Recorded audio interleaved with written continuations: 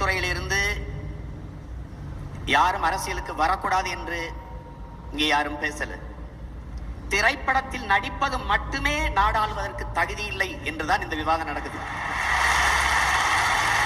இங்கே ஆகப்பெரும் தியாகிகள் தன் வாழ்க்கையே இந்த மண்ணுக்கு மக்களுக்குமாக தொலைத்த எண்ணற்ற பெருமக்கள் இந்த மண்ணில் இருக்கு. ஒரு கவிஞன் எழுதினான், தமிழகத்தின் இளைஞர்கள் திரையரங்குகளில் இருட்டறைக்குள் தங்களுக்கான தலைவர்களை தேடிக்கொண்டிருக்கிறார்கள் என்று. அது இன்று வரை தொடர்கிறதான் பெருத்த அவலம். மதிப்பிற்குரிய நடிகர் மம்முட்டி அவர்கள் கேரள மக்கள் திரையரங்குகளில் தங்களின் முதல்வர்களை தேர்வு செய்வதில்லை என்கிறார். இது மிகுந்த வலியை தருது. இந்தியாவில் எல்லா மாநிலங்களிலும் திரைப்படம் இருக்கிறது. கேரளாவில் இருக்கிறது, மேற்கு வங்கத்தில் இருக்கிறது, கர்நாடகாவில் இருக்கிறது, எல்லா மாநிலத்திலும் இருக்கிறது. ஆனால் திரைப்படத்தில் நடிப்பவர்கள் மட்டுமே நடித்தால் மட்டுமே போதும் நாட்டை ஆள்வதற்கு என்பதை ஏற்கவே முடியாது. சினிமா அல்ல மாற்றத்தை தருவது, நல்ல சிந்தனை தான் மாற்றத்தை தரக்கூடியது. தேவாலயத்தில் வழிபாடு நடந்து கொண்டிருக்குது. வழிபாடு முடிந்தவனாக அருள் தந்தை கேட்கிறார், யார் யாரெல்லாம் சொர்க்கத்துக்கு போக போறீங்க கையை உயர்த்துங்க என்று. எல்லாரும் கையை உயர்த்திட்டாங்க. ஒரு இளைஞன் மட்டும் கையை உயர்த்தல, கையை கட்டி இருக்கிறான். ஏன் நீங்க சொர்க்கத்துக்கு போக விரும்பலையா? இல்ல, நான் பாராளுமன்றத்திற்கு போய் மக்களுக்கு சேவை செய்ய போகிறேன் என்கிறான். அவன் தான் ஆபிரகாம் லிங்கன். அப்படிப்பட்ட இளைஞர்களாக நீங்கள் வர வேண்டும் என்பதுதான் உங்கள் அண்ணன் என்னுடைய விருப்பம்.